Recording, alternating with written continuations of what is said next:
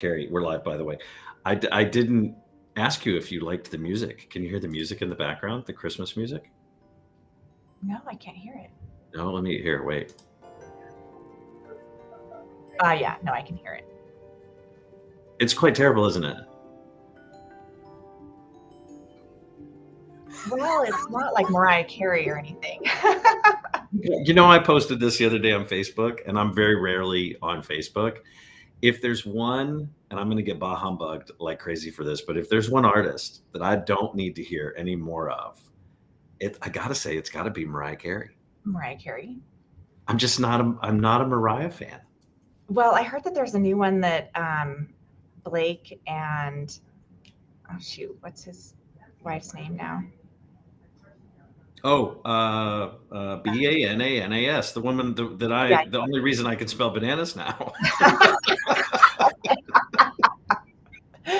They came out with a new Christmas song that apparently is very catchy.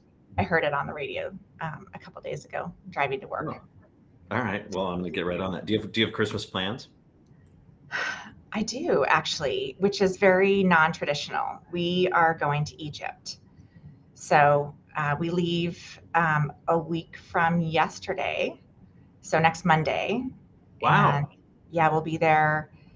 Not intentional to be like a Christmas trip, but it's really, my son plays competitive sports and travels for lacrosse and soccer all the time. And all of our vacation time is very limited to either a couple of weeks over the holidays at the end of the year or July.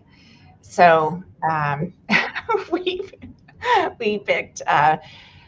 picked Christmas really to go for a trip to Egypt. It's a bucket list. Oh my gosh. Well, I've been to Egypt. I absolutely loved it. And I was surprised how close a Pizza Hut is to the pyramids. Or maybe it was a Domino's. I can't remember. There's a pizza joint. It was, you've never been, I take it. No, never been. So I'm going to shatter this for you right now. So I imagined going to visit the pyramids. We were going to get in a Jeep. It was going to be this Indiana Jones, adventure out into the dunes. No, it's so close to the city. And I had, I don't know why in my mind it was this trek, but no.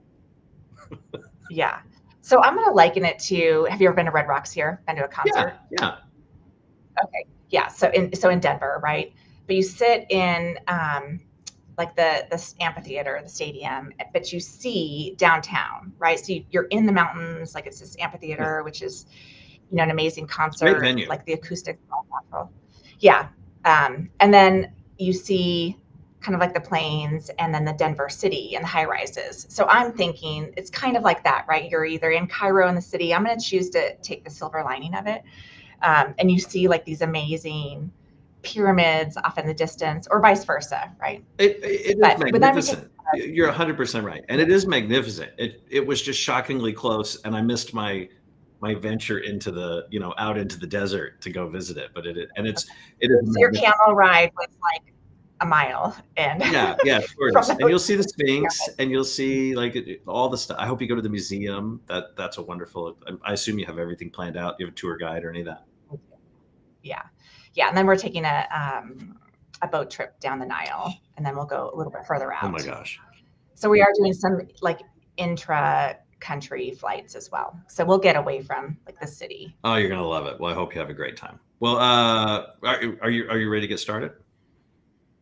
Let's do it. Okay, here comes the bumper.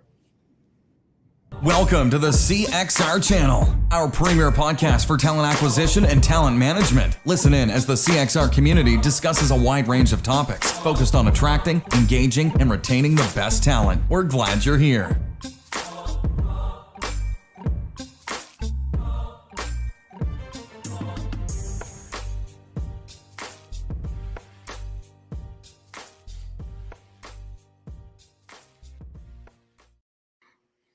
All right. Are we going? It's a little buggy today. There we go. We're back on. Okay. So thanks for joining us. I am Chris Hoyt, otherwise known as Marky Mark with No Funky Bunch. Going to be talking to you today. The next 20 minutes, I am your host, as you are a part of the Recruiting Community Podcast. I'm excited. We do this almost weekly. We do this pretty much live, where we bring in a practitioner or leader from the talent acquisition space to talk about stuff that's keeping them up at night, wisdom, insights that they'd like to share. We do that here. We do it in the format of just a 20-minute conversation. So we may, hey, squirrel off in another direction, but that's okay. That's what you're here for. If you are streaming with us, if you're watching us live right now, you can, and you're on LinkedIn, there's a little chat window there. If you want to ask any questions, you want to chime in, questions for our guests, questions for us in general, or just say hello, go ahead and you can do that there. Let us know this thing's working.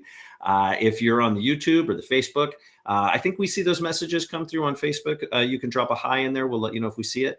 But otherwise, on both channels, in LinkedIn and Facebook, we go ahead and make sure that we answer any questions that may come in even after the fact. So if you are watching this after it's been recorded, and of course, you can see all current and future and past episodes at cxr.work/podcast. We'll come back and we'll make sure we get any of those questions answered. As a reminder, this is an ad-free labor of love for us. So we do this because we enjoy it. This is not a revenue stream for us. So you're not going to get 10 minutes of conversation and 20 minutes of ads that you've got to jump through. So this is just a quick off the cuff conversation we're going to have. The thing I'm going to remind you about, however, that we are excited to share with you is that we have launched a new updated CXR directory. We've got about 350 vendors and solution providers that sit inside of that platform. We've got about 6,000 ratings and reviews that have been collected from our members. And our membership has designed a massive upgrade for this. So if you saw it in the last couple of months, well, then you haven't seen it yet. So we're excited to send you there. It's just cxr.works/directory. So that makes that super easy. All right. So with all of that, I have a fantastic guest today, no stranger to popping in and out of that window. There she is. Kerry, welcome. Thank you. Thanks for having me. I think we have a little delay here today. We have some tech challenges, but we'll work through them. Kerry, I've known you for quite some time. You've got a history, even as a CXR member. You've been, I think you're Wells Fargo, you're at Dish Network, obviously now you're at Wells Fargo. You were at HP, and I think you were even at Wilson HCG. Yeah, RPO. Yep. So you've been in this space a little while. I have been 30 years. It's hard to believe. Yeah. Well, wow. So let's do. You started when you were 10. Yeah. Something like that. Yeah. So Kerry, for those who have not had the pleasure of meeting you yet, why don't you give us kind of an escalator pitch on who is Kerry Karle and why should we be listening to what she has to say today? Yeah. Kerry Karle, my gosh. I've been in the industry for about 30 years. The interesting and fun thing, I think, is that I've seen all sides of the coin of talent acquisition HR. So I started as a recruiter practitioner for an agency. Then that was during the dot-com boom and then bust, really, in Silicon Valley. But I got really interested in technology and automation. So worked for a few recruitment technology firms as a consultant, implementing the recruitment technology globally. Did some international assignments through old company called Resumix, and then really went into multi-process HR outsourcing and recruitment process outsourcing with Exult and Hewitt Associates. Back in the day, which is now Aon. And then that moved me into, again, more pure play RPO with Wilson HCG. I was a recruitment and talent management consultant for an HR management consulting firm. And then really decided that I wanted to go in-house because I really enjoyed being able to see things through fruition. And when you're working as a service provider on the outside, you're really advising and consulting, but don't really have a chance to see the fruits of your labor or go back and fix things that you made a mistake on, and then make it better. And that's when I ended up going in-house with HP and then Wells Fargo and then Dish ultimately now. Here at Dish, I lead all things talent acquisition, soup to nuts, from executive level all the way down to like frontline hiring, volume hiring, and then our university relations campus program, but it also includes immigration. Internal mobility is a new program that we implemented this year to centralize all of our internal mobility to create kind of value add programs for our employees to retain as well. And then, we continue to go through transformation here. For me, the interesting thing with Dish is kind of a well-known secret, I guess, is that we're moving into the wireless space to become the fourth wireless carrier. So Boost Mobile, which is prepaid and Boost Infinite, which is postpaid, competing with AT&T, Verizon, T-Mobile, et cetera. Yeah. And so it's just expanding into new areas. We've had to completely transform our recruitment organization as we transform the business or the company overall. That's a big shift. That's a big announcement for those who didn't know. But I'm still kind of shaking off the flashbacks of like Resumix. I heard Resumix and I was just like, ooh, I just remember like way long ago in the day. Yeah, they were like, in their heyday, they were the it company around, applicant tracking systems, and Oh yeah, the first. Oh my gosh. Oh, I can't. That's a whole nother, you could do a whole nother show on that. So we got about 15, 20 minutes. And I think the way we kind of presented this was that, we know that talent acquisition is super important to the organization. We're a little biased for sure, right? We know. But not all organizations necessarily feel that way. And I think you've got some inputs, Kerry, with regards to sort of improving that internal perception of TA with business leaders. Do you want to, and I do have a couple of questions I want to ask you, and a couple examples maybe, and we haven't prepped for this, obviously, but do you have a sort of a stance on the importance that the TA sort of plays within the broader picture of the business? You want to share that before we sort of dive in with any questions? Yeah, well, I think from the perspective of having been a talent acquisition consultant, so really thinking of it from the outside in, of trying to sell the value of talent acquisition to stakeholders, customers to buy or purchase my services, essentially, that I was selling, like at Hugh Associates. I certainly saw the value and had the opportunity to see how organizations across hundreds of companies were managing talent acquisition overall, and then moving in-house. And really a lot of I think I learned through mistake and trial and tribulation, making errors, that talent acquisition in HR in general tends to think that they're doing a great job if they just deliver and execute against their metrics, or hire the people that they need to. But if they're not singing their own praises and shaping the story or message themselves, it often gets told for us, and it's never told in the light or in the manner that we feel we're delivering against. And so that's where I think driving or managing the internal perception and owning our own story and message internally, which, by the way, is part of what you see this. Well done. Yeah. Right. These are our objectives and key results for talent acquisition internal at Dish. But every year we go through a process of defining our key objectives. And one of them at the very top, I don't even know if you can see it, but it's story. So telling our own story internally and externally in order to improve our brand and our ability to recruit, both internally and externally, because it requires like extreme partnership internally and trust with your stakeholders to be able to do the right thing, but also help attract talent externally. So I love that, because what I think I hear you saying, Kerry, is a little bit about the transition from, and it's that aspirational goal of advisor and partner, right? But getting away from just being the order takers, and really having an impact on the business. So getting past maybe just the standardized metrics of what I imagine is time to fill, cost per hire, these sort of things that good TA leaders do struggle with and do excel at delivering on. But what I hear you saying, I think, is there's a lot more to that to add value to the organization. Yeah, absolutely. So I'd say, again, I tend to, when I come to an organization, and I would say every organization that I work for has had challenges around internal perceptions of the value that the recruitment or talent acquisition function delivers. And quite frankly, it's not a one and done. From a project or initiative perspective, it requires ongoing care and maintenance and kind of rethinking what the value is that the business needs from you at the time or in the moment. So like what I do typically is go in, and I do it also on an annual basis, but I'll think of it in terms of meeting with my stakeholders and leaders at all different levels on one-on-ones, doing focus groups, or having my team do focus groups to also learn what is actually, what does the business or the business leaders at all different levels think of us from a recruiting perspective? What is their perception? And usually, like you said, we're reactive, not proactive.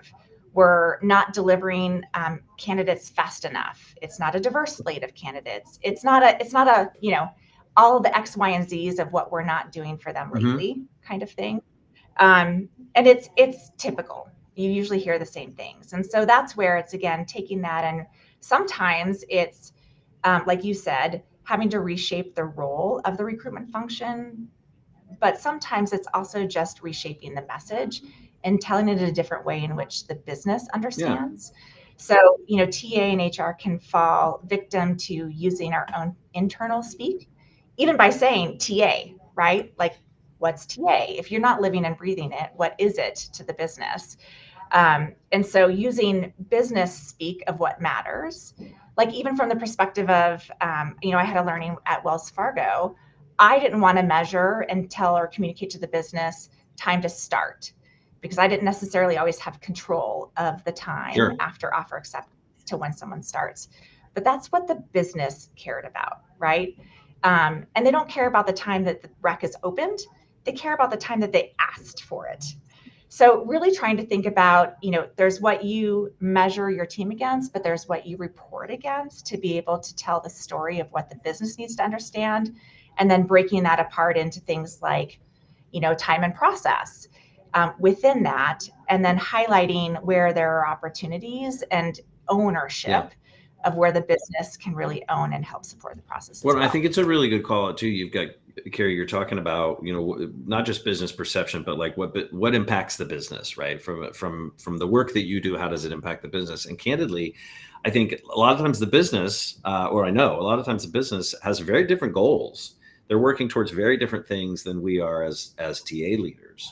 So I guess in your experience, whether at Dish Network directly or maybe at some of the other organizations where you've just had a great breadth of experience, how would you recommend people sort of align TA objectives with broader business goals? So because I think that inherently sort of demonstrates the value of TA. So you might have a skeptical stakeholder who says, I don't have time for you, TA, I'm busy working on this or that. I mean, is there an approach that you take or a philosophy you have to sort of align TA with those broader goals?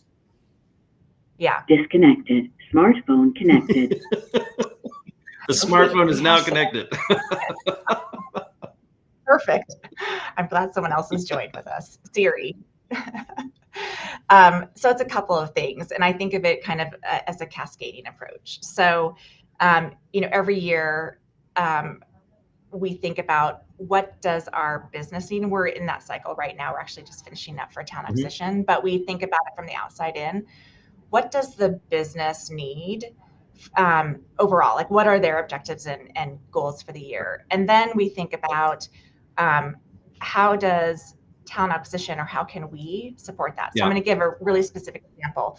The last couple of weeks, we've been planning for our OKR, so objectives and key results for the coming year. It's that time of year for everybody. Nobody likes it. Yeah. We've taken a very different approach. So one of them is, instead of going through like what's behind me, right? It's we called it Seek, story, experience, agility, and quality.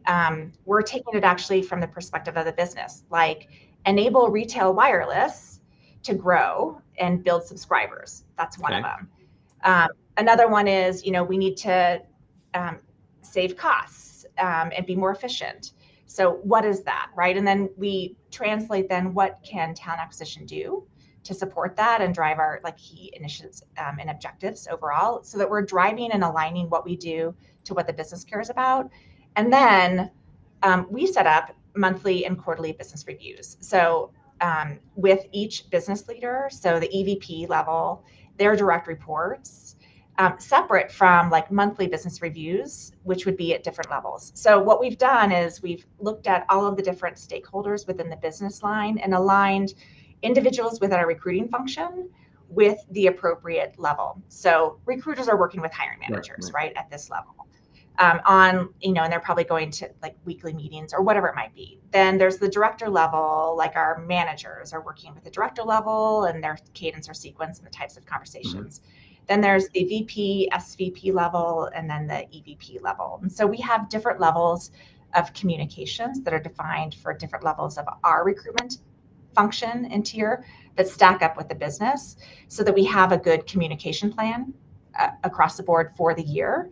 And then so the monthly business review would be another level of detail that they go to, and then quarterly business reviews. But at the quarterly business review, and that's what we're planning for those now in January, coming in for the new year, where we do a end of year reflection of how we did quarter on quarter and how that compares to the previous years, and then look at our new objectives or strategies that align to their business needs. So it's using their speak, and then what is our strategy or plan to achieve those results. And so that's where, like, changing the conversation to be able to have a business conversation and derive additional value, and report out the things that are important to us to tell our story, but how that translates to their business. I think the needs. pace of communication at the varying levels, and ultimately up to the quarterly, the QBR, I think is quite brilliant. Is there flexibility?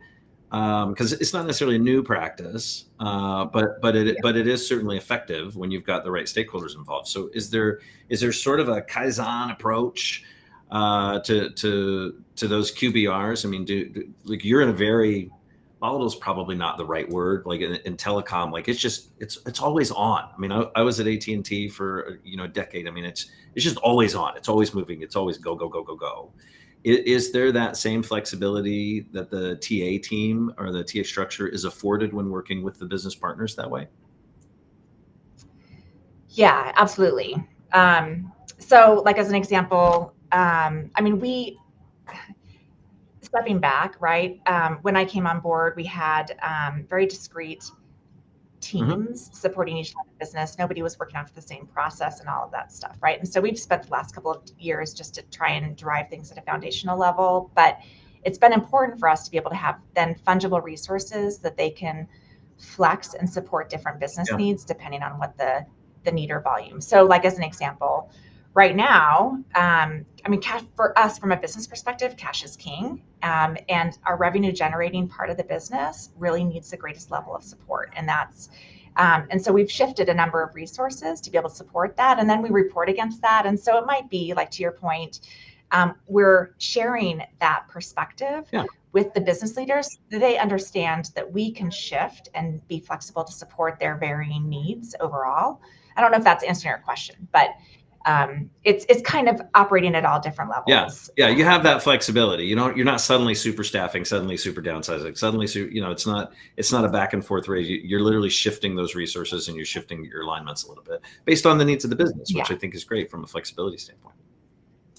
And I mean, along this line as well, maybe this is a squirrel, I don't know. But the other thing that we do is, we've been tracking and trying to predict and forecast hiring needs on an annual basis. And then we reforecast or reset it each quarter as well. And, our business, depending on the business line, is not great about being able to understand how to forecast their workforce plan or their hiring needs or demands. And so we just use, it's pretty rudimentary, but we do the same thing. We leverage, what our hiring trends have been, anything where we think that the business is going to be growing or reducing for the upcoming year.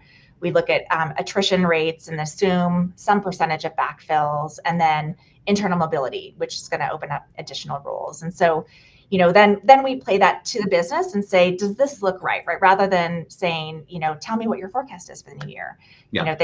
They can't come up with that themselves. But if we come from the bottom up and share with them what their trends have been, then they're able to react to it and then help work through a better forecast as well. They get a broader picture of that too. It's no longer as siloed. It's funny because we have a chat leads me to my next question. So I hope I'm going to say it right. Gina Malinas. And I'll put it up on the screen, but it's going to be super big if you're watching. She says, in her last position as an executive recruiter for a large hospital system, TA was only thought of as recruiting nurses and technicians. I was the first executive recruiter, and it was really hard to get executive buy-in. So, Kerry, let me ask you, what challenges have you faced? Not necessarily at Dish, but if at Dish, great. Improving that internal perception, getting those stakeholders involved, and then maybe how did you address that challenge? Yeah, I mean, again, it's all about communication, quite frankly, and delivering against expectations consistently and consistently communicating that. So, I mean, I even say, from an executive recruiting perspective. So when I came on board, we had had a number of failed attempts at being able to support that internally. Yeah. And so we were outsourcing or, to retain search firms and spending exorbitant amounts of money. And we consider executive being director level and above. And retained search firms didn't want to take director level positions Right. because they just Right. weren't at the right level where their Rolodex is or the right, commission compensation. Exactly. Yeah, it's the money. It's always the money. Exactly. And so, we really spent money to hire like a really, dedicated executive recruiter and have the right structure. And then honestly, like we were in stealth mode and then started to just get some good wins and then started to set expectations and took like a playbook from retained search firms and think about it in terms of retained search firms. They set up weekly meetings with executives and go through and look at, hey, here are the top, 10 candidates that or profiles that I sourced or that are in the market, like bringing, market data to it, like with, I don't know, talent insights or whatever it is, right? To start the dialogue. And it was difficult, right? I insisted and put on weekly or biweekly, and we still have it today with every single executive and my executive recruiter and myself, where we're reviewing and talking about the openings, candidates in pipeline status, and having we're always bringing profiles to the table to have that dialogue for comparison. But it's really about the communication and preparation. Otherwise, honestly, if recruiting goes a week or two without some sort of communication with some leader, that leader is going to create their own story, right? Recruiting isn't supporting me. They're doing nothing, whatever it is, right? Like in the absence of information, someone creates a story. So it's all about staying on top of the storytelling and us telling our story. So it's a lot of meetings, really. Like it's a lot of, but executives don't look at emails. They don't look at reports. I know that. I don't. I do. But I mean, if an email is longer than like 3 sentences, they're not going to look at it. So we've got to meet our leaders where they are, and put ourselves, create the seat at the table, if you will, and just be consistent about it. They can cancel it, right? But you've also have to get in with their executive assistants. And that's been a big thing. That's the pro tip right there. Yeah. Our executive recruiting team, we've got an executive coordinator and then 2 sourcers or pipeline developers. And, they make friends with executive recruiter, the executive assistant in order to make it top of mind. And they're using them as a strategic partner for communication with the executive as well. So, we always send reports or updates or information to the executive assistant to get their feedback.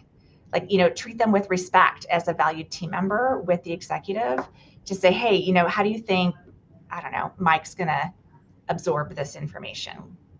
Yeah, Kerry, are you implying that the C-suite doesn't log in to your ATS and check the status and check the step and directly? Oh God, that's crazy.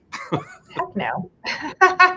So I hear you. Concise communication, which is, that's the solution to so many challenges we've got in almost any space. But concise communication is certainly key. But let's talk really quickly before we have to wrap up. Let's talk about technology and trends helping support the value of talent in the organization.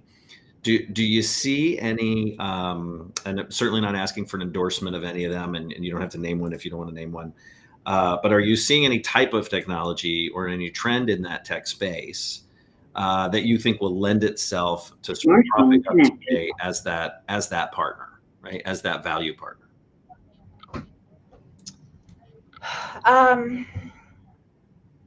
As the value partner. Yeah, because I'll take it. Let's set a double click. Am I going to right click? Let's right click. Let's come back out of that just a little bit. So, we're talking about technology trends. Everybody wants to talk about AI, right? Everybody wants to talk about new systems, and we're all waiting on new year, new budget. We're excited about it, and an overarching message that came out of our leadership meeting in Napa, right? We had 80 TA leaders in the room with us that day. And one of the messages that came out very clearly was, we're reevaluating our tech stack. We're reevaluating our tech partners. We're simplifying, right? We've got a lot of tech we don't use. We've got, tools that sit dormant. We've got tools that we don't take advantage of. We've got tools we don't know how to use because they're just so newfangled and fancy.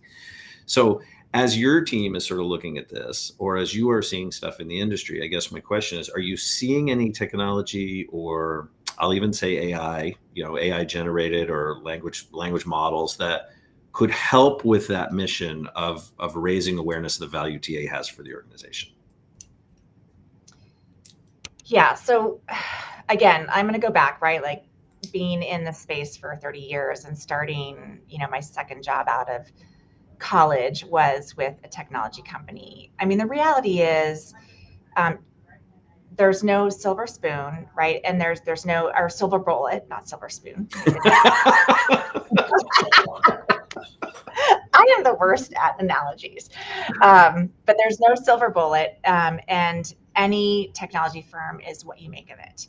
So you could have a great one, you have a great partnership, and you really derive significant value of it, but it requires a significant amount of your time and investment as well. Yeah. They don't just go off and, do wonders on your behalf.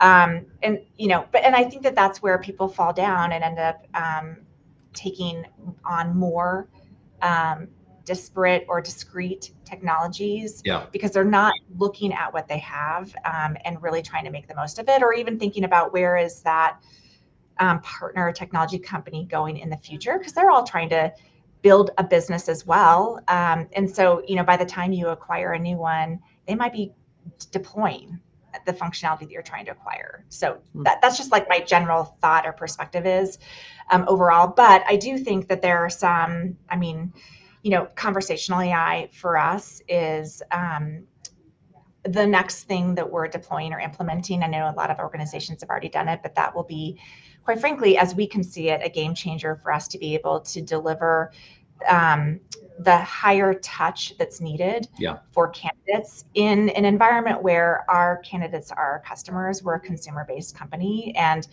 that's part of what we are pitching as recruiters' opportunity to be able to support the business. So we focus on how can we gain subscribers of Dish TV, right? Sure. Gain subscribers of Sling for streaming, gain subscribers for Boost Infinite or Boost Mobile, like all of these, like that's how we will continue to grow as an organization. And what can recruiting do? And any organization can think about this, right? To be able to support that. So we're looking at things like, leveraging conversational AI to be able to not just like keep candidates warm, but give them an amazing experience. Like, are there discounts that we can automatically deploy to our entire candidate population, right? We have 1 million to 1.5 million applicants a year. So how can we turn those into proponents or advocates of our company and our products as well? And so those are some things that, are really important to us, not just from a recruiting perspective and delighting our candidates who are our customers, but also giving them something of value through the process.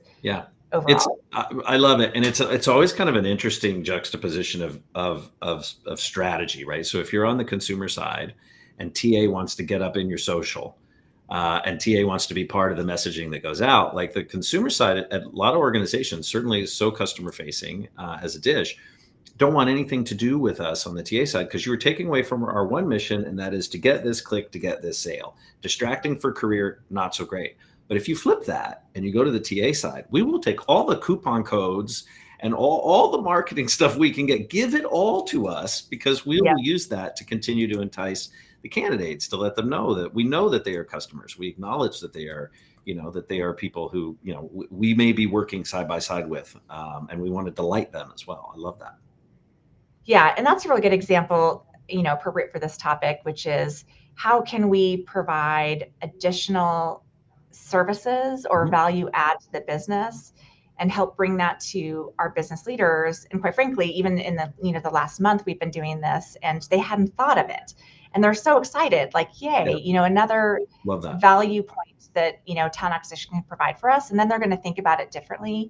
And then hopefully then we're a part of aligning our marketing, our communications externally. And then they start to think of us as being part of their strategy to go to market. Yeah, 100%.